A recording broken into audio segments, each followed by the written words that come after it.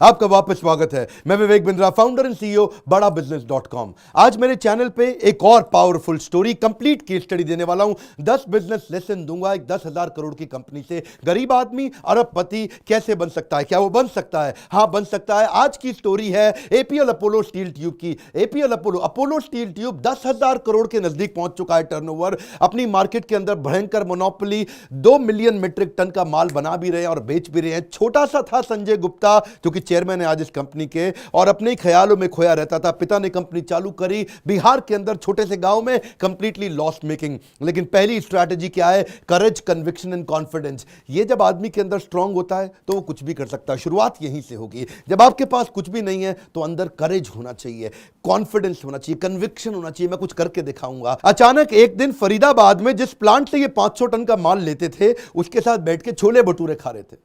छोले भटूरे खाते हुए उसको बोले, 500 टन का माल लेता हूं, 5,000 का लेने का दम रखता हूं। तो बोला, 5,000 टन का माल लेगा तू मुझसे?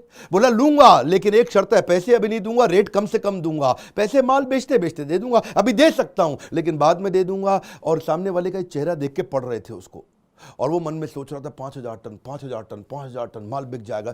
करेज, कॉन्फिडेंस, कन्विक्शन। जेब में पैसे नहीं, सामने वाले को कहानी सुनाई कि 5-10 गुना माल ले रहा हूं तेरे से, मैं रेट कम लगा, पैसे थोड़े दिन में दे ही रहा हूं। इन्होंने उत्साह में माल ले लिया, उसके बाद जान लगा करके उसको बेच भी दिया। इमेजिन करिए, एक आदमी की जेब में पैसा नहीं, 10 गुना माल सस्ते रेट पर उठा करके ले आया। ये वो व्यक्ति है जिसने 50 करोड़ की कंपनी को 10,000 करोड़ बनाया। धंधा तो उनका बढ़ने लगा, 3 लाख टन माल बनाने लग गए। बहुत होता है 3 लाख टन माल, लेकिन ये क्या इंटरनेशनल एक्सपोजर चाहते थे। सोच बहुत बड़ी थी। कौन सा पॉइंट है? करेज, कन्विक्शन, कॉन्फिडेंस। ये दुनिया भर में जाने लगे, जर्मनी निकल गए, कहते हैं वहां जाके प्लांट देख के आऊंगा, वहां क्या हो रहा है, दुनिया में नंबर 1 क्या कर रहा है, मैं उससे अच्छा कैसे कर सकता हूं। वहां जाके इन्होंने देखा कि कुछ ऐसे भी ऑर्गेनाइजेशंस हैं जो 20 लाख टन माल बना रहे हैं। मैं 3 लाख टन बना रहा हूं, वो 2 मिलियन टन, 20 लाख टन बना रहे हैं। ये देख करके सोचने लगे, यार ये 20 लाख टन बना रहे हैं, अगर ये पॉसिबल है तो मैं भी कर लेता हूं।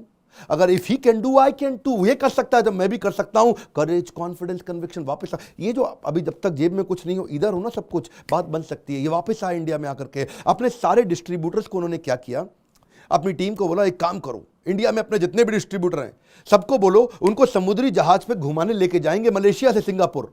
ये सबको मलेशिया से सिंगापुर ले गए। ये जानते थे कि भाई माल मैं बना तो लूंगा, बेचेगा डिस्ट्रीब्यूटर। ये अगर डिस्ट्रीब्यूटर तैयार नहीं हुआ, बात बनेगी नहीं। ये सिंगापुर से मलेशिया जहाज में ले गए। शाम को खाना खिलाते वक्त उनको कॉन्फ्रेंस रूम में ले गए और वहां बिठा करके अनाउंसमेंट कर दी कि आज सबको मैं चांदी का 1 नंबर शीशे के डब्बे में पैक करके दे रहा हूं। लोगों ने पूछा, ये क्या है? चांदी का 1 नंबर, इतना बड़ा सा 1 नंबर, और शीशे के डब्बे में पैक करके दिया। बोला, ये क्या चीज है? बोला, आज आप सबको बता रहा हूं मैं, आने वाले कुछ दिनों में हम 2.5 लाख 3 लाख टन से 10 लाख टन पे जाएंगे, यानी कि 1 मिलियन। 1 नंबर मतलब 1 मिलियन। मेरा मार्केट शेयर होगा 1 नंबर, मेरा डिस्ट्रीब्यूशन होगा 1 नंबर, मेरा ब्रांड ट्रस्ट होगा 1 नंबर, क्योंकि मैं 1 मिलियन टन माल बेचने वाला हूं। तैयार हो जाओ सारे के सारे। अब चांदी का था वो गिफ्ट, चांदी को कोई फेंकेगा तो है नहीं।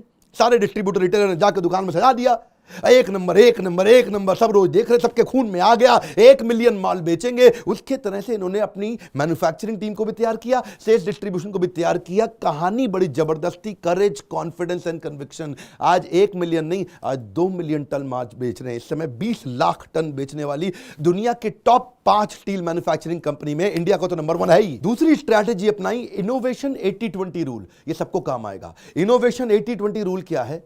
मेरे पास तो कुछ है ही नहीं, ये तो स्टील के पाइप है, सबके पास है। और स्टील के पाइप होते हैं, एक जैसे होते हैं। कमोडिटी मार्केट है, कमोडिटी मार्केट में रेट मैं नहीं तय करता, बाजार तय करता है। बाजार के भाव पे सोना बिकता है, बाजार के भाव पे लोहा बिकता है, बाजार के भाव पे गेहूं बिकता है, बाजार के भाव पे चावल बिकता है। ये तो क्या कमोडिटी मार्केट है, मेरा रेट नहीं है, बाजार का रेट है। मैं ऐसा क्या करूं कि मार्केट में आगे निकलूं, इसको बोलते हैं इनोवेशन 80-20 रूल। ये क्या कहते हैं? अगर मेरे पास 10 आइटम है तो 2 आइटम यानी कि 20% ऐसी बना दो जो किसी के पास नहीं हो। उस 2 के चक्कर में कस्टमर मेरे पास आएगा, बाकी 8 भी लेके जाएगा। मेरी बात समझ आ रही है? देखिए, पहले जो होता ना, जो स्टील पाइप हुआ करता था, वो थोड़ा ना ऐसा बिल्कुल बनाना शेप में होता था, उसमें कुछ कर्व होता था, उसमें स्ट्रेटनेस नहीं होती थी। वो थोड़ा एक बो की तरह होता, तीर कमान वाला होता है ना, बो की तरह होता था। अब अगर गड्ढे के अंदर बोरिंग करना है किसान को खेती करने के लिए, गड्ढे में पाइप डालोगे, पाइप अगर टेढ़ा घुमा हुआ है अंदर जाएगा ही नहीं। लोगों को बड़ी दिक्कत आती थी। ये इनोवेशन लेकर के आए। इन्होंने क्या किया, मैंने बताया ना आपको, इंटरनेशनल एक्सपोजर है जी, करेज, कन्विक्शन, कॉन्फिडेंस। ये जापान गए, वहां से जापानीज रोलिंग मिल लेकर के आए। जिससे पाइप को उन्होंने स्ट्रेट बना दिया। फिनिशिंग उसकी बहुत जबरदस्त, एजेस उसके अंदर है ही नहीं, निशान उसमें आते नहीं, रेडीमेड बिल्कुल क्लीन, स्मूथनेस बड़ी जबरदस्त, आपको धोने साफ करने की जरूरत ही नहीं पड़ने वाली। कस्टमर का दिमाग हिल गया, बोलो सीधी पाइप बना दिया, क्यों? जापानीज रोलिंग मिल लेकर के आए। उससे क्या हुआ, इनका धंधा बढ़ा 3 गुना, उसी मशीन से 3 गुना तेल बना रहे और 3 गुना ज्यादा प्रॉफिटेबल हो गया। कस्टमर रिपीट आने लगा। क्यों? हर चीज में बार बार सोचे इनोवेशन कैसे लाऊं, इनोवेशन कैसे लाऊं, इनोवेशन कैसे लाऊं। और तीसरी स्ट्रैटेजी बना दी कि इनोवेटिव प्रोडक्ट से नई मार्केट क्रिएट करूंगा, जिसको बोलते हैं मार्केट क्रिएशन स्ट्रैटेजी। देखिए, आज तक स्टील पाइप क्यों यूज होता था? केवल वाटर फ्लो के लिए, पानी फ्लो कराने के लिए स्टील पाइप का इस्तेमाल होता था। उसके लिए तो पीवीसी पाइप भी होता था, लेकिन उन्होंने पीवीसी पाइप पर कस्टमर को शिफ्ट ही नहीं होने दिया। इन्होंने क्या किया, बोला खाली पानी के लिए स्टील पाइप बनाऊंगा, बात बनेगी नहीं, उसकी मार्केट साइज छोटी है, नई मार्केट क्रिएट करता हूं। स्टील से गोल्ड स्टील पाइप क्यों बनाऊं? मैं उसको स्क्वायर बना सकता हूं, मैं उसको रेक्टेंगल बना सकता हूं, मैं उसको नया शेप दे सकता हूं। और जब से उसको नया शेप देना शुरू हुआ, वही पाइप अब और चीजों के लिए इस्तेमाल होने लग गया। वही सीढ़ियां बनाने के लिए बनना शुरू हुआ, ग्रिल के लिए लगना शुरू हुआ, डोर फ्रेम में चालू हुआ, फेंसिंग में चालू हुआ, बालकनी में लोगों ने स्टील पाइप लगाने शुरू कर दिए। जो गाय का बनता था ना तबेला, उसको भी अगर स्ट्रक्चर देना पड़ता था, स्ट्रक्चर के लिए शुरू हो गया। काउ शेड के लिए, कार शेड के लिए, बिल्डिंग स्ट्रक्चर के लिए, फैक्ट्री के लिए। इसी में फिर आगे चलते चलते मॉल्स में, एयरपोर्ट में, गैस की पाइपलाइन में, इरिगेशन सिस्टम में, कोई सोलर प्लांट लगना, कोई विंड मिल लगना, हर चीज में लगाना शुरू कर दिया। अभी तक बेसिकली ये वाटर फ्लो के लिए इस्तेमाल कर रहे थे और अब स्ट्रक्चरल सपोर्ट के लिए बना दिया। अब क्या कोई बिल्डिंग का स्ट्रक्चर बनाना, स्ट्रक्चरल सपोर्ट के लिए आप मेरा मान लो, वो क्या हो गया, नया मार्केट क्रिएट किया। चौथी स्ट्रैटेजी में सोचे अब धंधा और बड़ा कैसे करूं, तो चौथे में सीधा कस्टमर के पास पहुंच गए। कंज्यूमर एडवांटेज, कि मेरे डायरेक्ट कंज्यूमर से कैसे जुड़ूं, डायरेक्ट कंज्यूमर की लाइफ को इंपैक्ट कैसे करूं। कस्टमर को अगर लकड़ी की चौखट बनानी होती थी, ये लकड़ी की चौखट के जैसी एग्जैक्ट चौखट अगर मैं बना दूं, तो स्टील की चौखट लकड़ी की चौखट से 1/3 सस्ती पड़ती है और 10 गुना ज्यादा लंबी चलती है। मेरी बात समझ रहे हैं आप बात को, कि जो चौखट 6,000 रुपए की पड़ती थी लकड़ी की, वो स्टील की पड़ने लगी 2,000 रुपए की। अब लकड़ी कटेगी भी नहीं और ज्यादा पावरफुल भी हो गई, उसकी लाइफ भी ज्यादा लंबी हो गई। और जो स्टील होता है ना, उसकी रिसाइकलेबल वैल्यू होती है। यानी कि अगर आपने स्टील लगाया अपने घर के अंदर आज 1 लाख रुपए का, और 20 साल के बाद आप बेचोगे तो हो सकता है 2 लाख रुपए, 3 लाख रुपए का बिक जाए। क्यों? मेरी बात समझ रहे हैं? क्योंकि लोहे का तो भाव बढ़ना है, लोहे का तो रेट बढ़ना है। लकड़ी में तो आग लग जाती है, लकड़ी में टर्माइट दीमक लग जाती है, लकड़ी इको फ्रेंडली है ही नहीं, लकड़ी के चक्कर में पेड़ कटेगा, लकड़ी और लकड़ी की रीसेल वैल्यू है नहीं, लकड़ी तो बाद में जलाने के काम आएगी। लेकिन अगर स्टील का बना दिया, उसमें ना आग लगेगी, ना दीमक लगेगी और ना पेड़ कटेगा, और उसकी रीसेल वैल्यू भी अच्छी है। तो स्ट्रक्चरल प्रोडक्ट से कंज्यूमर प्रोडक्ट पे आ गए। पहाड़ों पे जब ये एक दफा घूमने गए ना, हिमाचल प्रदेश में, वहां देखा, वहां पर जो घर होते थे, ऐसा घर रहते थे कि भाई बर्फ गिरनी ऊपर, तो उसके अंदर वो जो शेड रहती थी, उसके अंदर लकड़ी का ऊपर रूफिंग होती थी। इसको बोलते हैं फॉल्स सीलिंग। और फॉल्स सीलिंग लकड़ी की होती थी, उसमें थोड़ा बहुत पानी आता था, लकड़ी बाद में फूल जाती थी। 3-4 साल में लकड़ी बदलनी पड़ती है, गरीब आदमी बदल नहीं सकता, अंदर से पानी चोता था। इन्होंने क्या सोचा, भाई ऐसा करें, इसको भी अगर हम स्टील का कर दें किसी तरीके से, तो ये जो 3 साल में बदलना पड़ता है, ये 30 साल तक नहीं बदलना पड़ेगा, रिसाइक्लेबल वैल्यू भी ज्यादा है। फिर इसके बाद इन्होंने पार्टीशन वॉल को, बेंचेस को, स्टेयरकेस को, अपोलो के प्लैंक, अपोलो की चौखट, अपोलो का सिग्नेचर। अब क्या है जी, कमोडिटी से ब्रांड में घुस गए। पैसा तो ज्यादा मिलना ही था। अब ये कंपनी अच्छी चल रही थी, खर्चे भी तो घटाने हैं, क्योंकि जी स्टील में तो मार्जिन कम ही होता है। अब खर्चे कैसे घटाऊंगा, तो 5वीं strategy business process reengineering. जो भी बिजनेस का प्रोसेस है, जिस स्टेप के बाद अगला स्टेप आता है, स्टेप के बाद अगला स्टेप आता है, इन सारे स्टेप्स में अगर कुछ स्टेप घटा दूं तो उस स्टेप की कॉस्ट कम हो जाएगी। तो बिजनेस प्रोसेस को उन्होंने री इंजीनियर किया। पहले जो स्टील की शीट हुआ करती थी, स्टील की शीट पे जब जिंक ऐड करना ताकि उसको जंग ना लगे, तो जिंक ऐड करने के लिए वो टोटल 4 स्टेप होते थे। कुछ ऐसा सोचते थे कि इनके स्टेप को छोटा कर दूं, 4 स्टेप को 3 स्टेप कर दूं, मेरी कॉस्ट 10% कम हो जाएगी। असेंबली लाइन पे ही स्प्रे करने का सिस्टम डाल दिया। असेंबली लाइन पे ही प्रोडक्ट के ऊपर ऐसा स्प्रे कर दूं कि वहीं जिंक लग जाए। उससे क्या होगा जी, फिर से स्टेप कम हुआ, स्टेप कम हुआ तो मेरी कॉस्ट कम हुई, बहुत तेजी से चला, उससे स्पीड भी आ गई, तो टाइम, एनर्जी, मनी तीनों बच गया। अब क्या है जी, प्राइस कॉस्टिंग को कम करना है ना, तभी तो मार्जिन आएगा। अच्छा, थोड़ा गियर शिफ्ट करूं, बीच में आपको फिर से याद दिला देता हूं, ये सारे पॉइंट बड़े पावरफुल हैं। अब जो बता रहा हूं उसको बोलते हैं कंज्यूमर रेलेवेंस। कंज्यूमर रेलेवेंस पे पूरी दुनिया चल रही है कि सबसे रेलेवेंट चीज कस्टमर के लिए क्या है। यहां पे इन्होंने क्या किया, अपनी छठी स्ट्रैटेजी है customised fit versus forced fit. 2 प्रकार के साइजेस थे, customised sizes versus forced sizes. वो जो रेक्टेंगुलर और स्क्वायर पाइप बनते थे ना, वो सारे पाइप में पाइप एक जैसे ही बनते थे, और किसी में दम नहीं था फैक्ट्री के अंदर कि हर कस्टमर के हिसाब से कस्टमाइज तरीके से बना दे। ये नई टेक्नोलॉजी लेके आया, इसको बोलते हैं डायरेक्ट फॉर्मिंग टेक्नोलॉजी। बोले जो कस्टमर को चाहिए मैं वही कैसे बना के दूं, ये सोचो, ये सोचो। उसको चाहिए अगर 99 इंच का तो 99 इंच दूं, 100 इंच नहीं दूं मैं उसको, क्योंकि 1 इंच फालतू देने के कारण उसका टाइम भी लगता है, उसकी लेबर भी लगती है, उसके बाद उसको कटिंग भी करनी पड़ती है, उसका वेस्टेज भी हो जाता है। जैसे ना एशियन पेंट्स एक बारी एक ऐड लेके आया था, मेरे वाला पिंक, मेरे वाला पिंक। क्या था उन दिनों ना, वो एक गोली होती थी, पिगमेंट होता था कलर का। दुकानदार को ड्रम दे दिया जी, और उसी के अंदर वहीं पे पिगमेंट ऐड कर दिया, तो पिंक चेंज हो गया थोड़ा। नहीं यार ये पिंक मेरे वाला नहीं है, अच्छा थोड़ा और ऐड कर देता हूं, अब आपके वाला अभी होने वाला है, अभी पूरा नहीं, अच्छा थोड़ा और ऐड कर देता हूं आपके वाला, ये मेरे वाला पिंक है। इसका मतलब क्या हुआ, कस्टमर के लिए जो मोस्ट रेलेवेंट चीज है वो कैसे दी जाए। अगर कस्टमर को 90 इंच चाहिए तो आप 100 इंच का माल क्यों दे रहे हो उसको।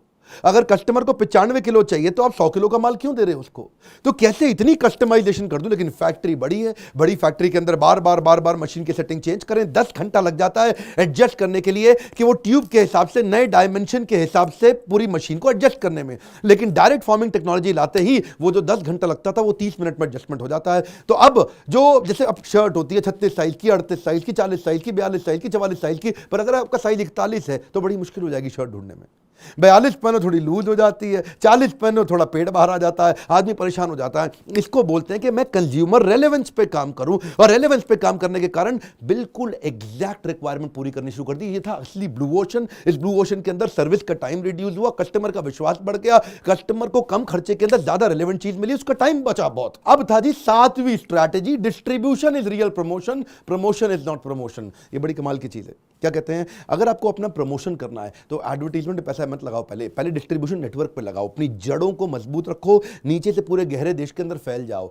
एक जमाना हुआ करता था, जरा बात ध्यान से सुनिएगा, केवल 15-20 बड़े डिस्ट्रीब्यूटर होते थे इंडिया में, जो भी स्टील पाइप बेचेंगे केवल 15-20 होते थे पूरे भारत के अंदर। अब उनकी दादागिरी थी, पूरा भारत उन 15-20 के पास था, अपनी टर्म्स पे काम करते थे, उधार माल उठाते थे कंपनी से, पैसा बाद में देते थे, मार्जिन भी ज्यादा मांगते थे। दादागिरी थी ना इनकी। इन्होंने उनसे रिश्ता बनाए रखा, उनको हाथ जोड़ के प्रेम करते थे, उनसे झगड़ा नहीं किया। शुरू में पैरेलल स्ट्रैटेजी बनाई। जो छोटे शहर है, डिस्ट्रीब्यूटर बड़े शहर में बैठा है, जो छोटे शहर है टियर 2 टियर 3 नीचे तक चले गए, वहां जाके इन्होंने अपने डिपो बनाए, अपने वेयरहाउस बनाए, कंपनी से माल सीधा वेयरहाउस में पहुंचाते हैं, और आसपास छोटे माइक्रो डिस्ट्रीब्यूटर बना दिए। तो हुआ क्या, 15 डिस्ट्रीब्यूटर की जगह इन्होंने 650 डिस्ट्रीब्यूटर बना दिए। अब वो 15 पे डिपेंडेंस खत्म हो गई, अपने खुद के 650 हो गए, यानी कि देश की जड़ों के अंदर गहराई तक चले गए। फिर उन 15 डिस्ट्रीब्यूटर को माल देना बंद कर दिया, उन पर डिपेंडेंस खत्म हो गई। तो क्या हुआ, एक लेयर कम हुई। वो जो मोटी लेयर थी ना, वो अपना मार्जिन लेता था, जो बड़ा वाला लाला डिस्ट्रीब्यूटर था उसका मार्जिन अब इन्होंने खत्म कर दिया। तो उससे क्या हुआ, इनकी कॉस्ट कम हुई। और दूसरा जो फ्रेट कॉस्ट थी इनकी, क्योंकि अब इनका डिपो है वहां पे, और लोकल मैन्युफैक्चरिंग यूनिट इन्होंने 10 कर दिए पूरे देश के अंदर। अब इनकी प्रेजेंस ज्यादा है, 10 जगह से जब माल जा रहा है तो पास के डिपो पे पहुंच जाता था। उससे इनकी फ्रेट कॉस्ट 2000 रुपए टन से 1000 रुपए टन हो गई। अब डिस्ट्रीब्यूटर जब बढ़ेंगे तो रिटेलर भी बढ़ेंगे, तो 20,000 रिटेलर हो गए, और साथ साथ एक्सपोर्ट चालू किया। 20 कंट्रीज में एक्सपोर्ट भी करते हैं। डिस्ट्रीब्यूटर रिटेलर का विशेष ध्यान रखते हैं, जो भी इनकी मदद करता है उनको दुनिया भर में क्रूज में घुमाए लेके जाते हैं, एक्सपेंसिव से एक्सपेंसिव उनको हॉलीडे देते हैं। और जब क्रूज में घुमाए लेके जाएंगे तो कोई जैनी होगा, कोई बनिया होगा, कोई मारवाड़ी होगा, वो वेजिटेरियन होगा, तो थाई कंट्री के अंदर, मलेशियन कंट्री के अंदर, किसी भी कंट्री के अंदर उनको किसी को समोसा चाहिए, किसी को ढोकला चाहिए, किसी को खाकरा पापड़ा, सब कुछ जिसको जैसा खाना चाहिए उसको वैसा खाना मिलेगा। क्यों, किचन ऑन व्हील्स। ये साथ में हवाई जहाज के अंदर, क्रूज के अंदर अपने किचन एस्टैब्लिश कर। डिस्ट्रीब्यूटर इतना खुश होता था, है जी क्या बात कर रहे हो, है हम लोग तो जैनी है, हमारा भी खाना मिलेगा बिना प्याज लहसुन का खाना। वो बड़े खुश होकर इनके साथ खाते थे। वो कहते हैं यार अलग ही आदमी है, डिस्ट्रीब्यूटर का इतना ध्यान रखते हैं। इसके कारण इनका एक्सपेंशन तो हुआ, लेकिन अब क्या है, अब इन्होंने देखा पूरे देश में मैं फैल चुका हूं, पूरी दुनिया में मैं फैल चुका हूं, अब मैं करूंगा एडवर्टीजमेंट। आज तक नहीं किया था एडवर्टीजमेंट, आज तक चुप थे, बिना एडवर्टीजमेंट के जा रहे थे, बिना एडवर्टीजमेंट के फैल रहे थे। डिस्ट्रीब्यूटर रिटेलर 20,000 बना लिया, लेकिन चुपचाप थे। एड टीवी पे आते ही तो किसी को मालूम ही नहीं था। इसकी थी ये इनकी 8वीं स्ट्रैटेजी, जिसको बोलते हैं capability of lead consumption before lead generation. यानी कि क्या मतलब हुआ, पहले लीड मत जनरेट करो, एडवर्टीजमेंट मत करो, क्योंकि अगर लीड जनरेट कर दी एडवर्टीजमेंट करने से, लोगों ने बोला मेरे को APL अपोलो स्टील ट्यूब दो, लेकिन अगर आप वहां पे है ही नहीं, अगर आप वो लीड कंज्यूम ही नहीं कर सकते उस शहर में, फॉर एग्जांपल बिहार के छपरा में अगर इनका रिटेलर नहीं बैठा और उसको एपीएल अपोलो कस्टमर को समझ में आ जाए तो वो लेने जाएगा, लेकिन लेके किसका आ जाएगा, टाटा का ले आएगा, जिंदल का ले आएगा, सूर्या का ले आएगा, प्रकाश का। तो वो फिर जो है ना, इन्होंने कहा तब तक ऐड नहीं करूंगा टीवी पे। मेरी बात को समझना, थोड़े काम की बात है, ये फ्री में मिल रही है आपको, जबरदस्त केस स्टडी है ये। तब तक एडवर्टीजमेंट मत करो जब तक हर एड की लीड को आप कंज्यूम करने लायक नहीं बन जाते। इन्होंने तब तक टीवी पे नहीं आए जब तक इनको लगा कि अब मेरी एड को मैं पूरे देश में कंज्यूम कर सकता हूं, पूरे देश में मेरे 20,000 रिटेलर हैं, अब दबा के ऐड करो। अमिताभ बच्चन को ब्रांड एम्बेसडर बना दिया, टीवी में क्रिकेट के इवेंट्स को स्पॉन्सर करना शुरू कर दिया, दिल्ली कैपिटल के मेन प्रिंसिपल स्पॉन्सर हो गए, इनकी ऑनलाइन लीड जनरेशन जो थी ऑनलाइन वो 3 गुना बढ़ने लग गई। एपीएल अपोलो का लोगो स्पोर्ट्स के इवेंट्स में दिखने लगा, न्यूज चैनल्स में दिखने लगा, शाम को दिखने लगा, सोशल मीडिया पे आने लगे। अब बड़ा स्पेंड किया, क्यों जानते हैं? मैं अब लीड कंजम्पशन कर सकता हूं। लीड जनरेशन तब तक नहीं करना जब तक कंजम्पशन करने की हिम्मत ना हो, जब तक पूरे देश के अंदर आपकी पूरा नेटवर्क ना आ जाए तब तक लीड जनरेट, क्योंकि लीड किसी और कॉम्पिटिटर ले जाएगा ना। अगर आपने लीड जनरेट कर दी, कॉम्पिटिटर आके खा जाएगा, आपका गेम ओवर। नौवा बहुत जबरदस्त स्ट्रैटेजी है, गहराई की स्ट्रैटेजी है, फाइनेंशियल डिसिप्लिन। यानी कि जो पैसा है उसका डिसिप्लिन रखो, जबरदस्ती कर्जा मत लो। प्लांट लगाने के लिए कर्जा कभी नहीं लूंगा, सुनिएगा जरा संजय गुप्ता क्या कहते हैं। प्लांट लगाने के लिए 50 करोड़ 100 करोड़ रुपए का कर्जा नहीं लूंगा। मैं अगर कर्जा लेना पड़ेगा तो खाली वर्किंग कैपिटल के लिए लूंगा। वर्किंग कैपिटल आती रहती है, जाती रहती है, आती रहती है, जाती रहती है, तो वो तो मैनेज हो जाएगी। लेकिन अगर नया प्लांट लगाना है तो पुराने प्रॉफिट से लगाऊंगा। अगर 50 करोड़ का फालतू प्रॉफिट है तब मैं नया प्लांट लगाऊंगा, ऐसे प्लांट नहीं लगाऊंगा। Plough back of profit. लेकिन कभी कभी ये क्या सोचते थे कि भाई प्लांट ही नहीं बनाता रहूंगा, खुद ही नहीं खोलूंगा। ऐसा करता हूं, कोई कमजोर प्लांट को खरीद लेता हूं। वो है इनकी 10वीं strategy, low cost acquisition, turn around management.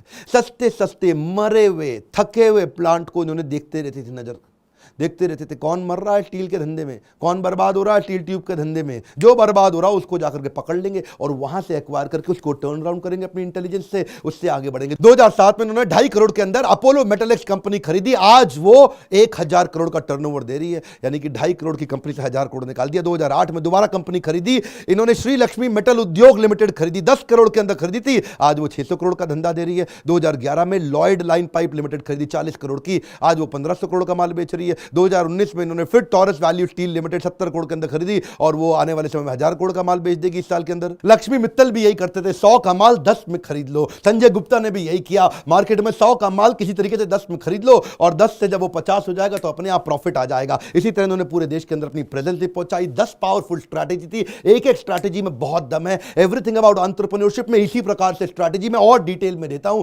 Private videos अगर आप देखना चाहते हैं, इस तरह के और बिजनेस ओरिएंटेड वीडियोस देखना चाहते हैं, एवरीथिंग अबाउट एंटरप्रेन्योरशिप के बारे में पता लगाइए। ये वो कोर्स है जो दुनिया का सबसे अफोर्डेबल कोर्स, सबसे कम पैसों के अंदर आपको बिजनेस कोर में सिखाता हूं। यही मेरी सुपर स्पेशलिटी है कि लोगों को एक टर्न अराउंड दे सके एक बिजनेस के अंदर। कई सारे लॉस मेकिंग कंपनी को अब तक मैं प्रॉफिट मेकिंग बना चुका हूं। शुरू में टाइम लगता है, अब तो आप मुझे कोई भी धंधा पकड़ा दो, बता दूंगा उसको कैसे उसको टर्न अराउंड कर सकते हैं। इतने बिजनेस को डिटेल में समझ चुका हूं। आप पता लगाइए, फोन करिए बोर्ड लाइन नंबर पे, अपने बुद्धि पे पैसा लगाइए। Come on come on. 10,000 crore की कंपनी खड़ी करने वाले मिस्टर संजय गुप्ता से अगर आप पर्सनली मिलना चाहते हैं ना, तो अगले इवेंट में मुंबई मेरे साथ आ रहे हैं, वो आके आपको पर्सनली और डिटेल में लेसन सिखाएंगे। इस वीडियो में ना बहुत वैल्यू है, इसमें 10 पावरफुल वो स्ट्रैटेजी है तो 10,000 करोड़ का बिजनेस देंगी। इसको ज्यादा से ज्यादा शेयर करिए, मैक्सिमम शेयर दीजिए, उन लोगों को शेयर करिए जिनको हो सकता है फायदा हो जाए, जो बिजनेस कर रहे हैं या करने वाले हैं। पता नहीं कौन सी स्ट्रैटेजी वो कहां से कहां उनको लेकर के चली जाए। इस वीडियो को ज्यादा लाइक करिए, कम से कम 2.5 लाख लाइक। नीचे कॉमेंट बॉक्स में मुझको बताइए और कौन सी बिजनेस स्ट्रैटेजी आपको चाहिए। अगर आपने चैनल सब्सक्राइब नहीं किया, आपको वीडियो कहीं और से मिला, जरूर सब्सक्राइब करिए बेल आइकन हिट करके, नहीं तो आने वाले वीडियो आपसे तो मिस हो जाएंगे ना, आपको तो मिलेंगे नहीं। हमारे साथ जुड़े रहने के लिए, हर बार आके वापस वीडियोस को देखने के लिए आप सबका